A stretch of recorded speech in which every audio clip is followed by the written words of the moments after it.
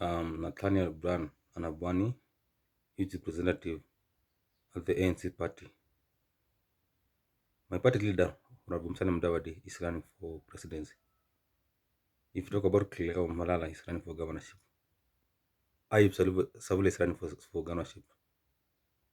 When you talk about Atuoli, when you talk about Eugene, when you talk about Oparanya, those people are not running for any political seat.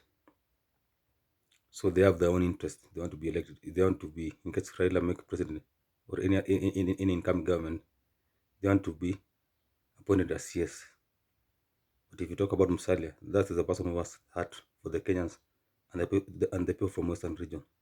So it's high time that we people from Western region and Kenya at large, let us take politics seriously.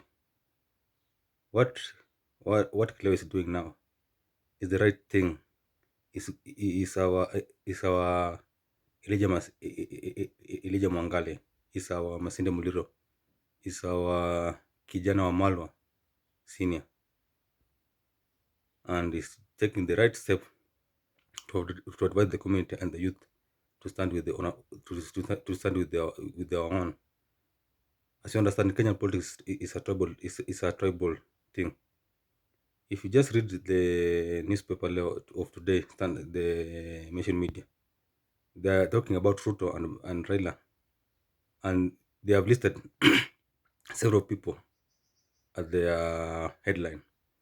There's Martha Karua, there's Peter Munya, there's this governor for Nakuru, Liki Nyanjui, there's this governor for Laikipia by the name Derutu something like that.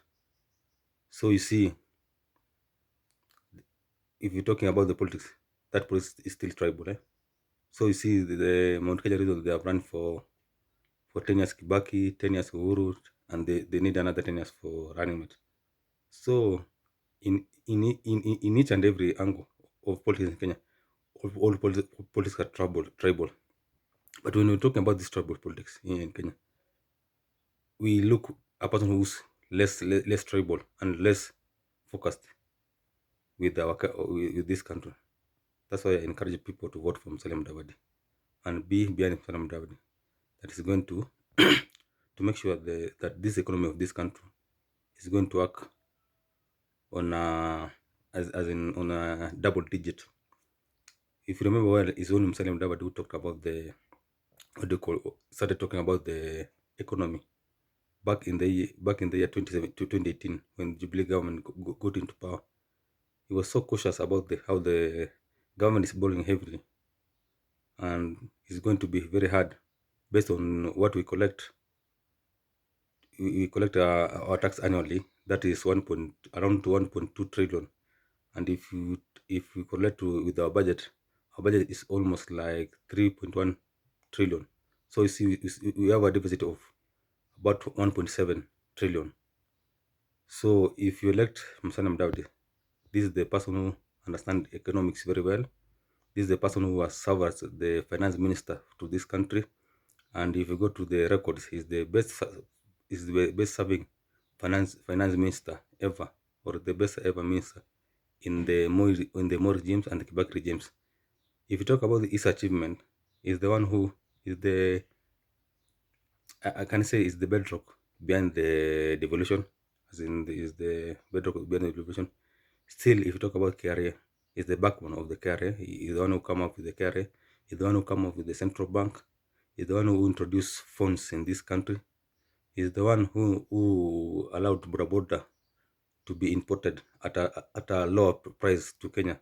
So that if you talk about now, Boda has really helped so many people here in Kenya. So talking about president, 2022 is serious about president, and Msale is serious about presidents. And already we have our team as Oka, where we have Kalonzo, we have Honorable Tangula, where we have Honorable Gideon Moi. Then we are going to chart our way forward so that we can look for other partners. When I talk about other partners, we'll talk to Martha Karua, you have Kabogo, you have Justin Turi, you have the TPS party leader, that is Monk Injury. We'll go to the northern Kenya, we'll go to the coastal Kenya, where we still have some support. so many people are ready to vote for Musalia, so for Musalia Davadi president. So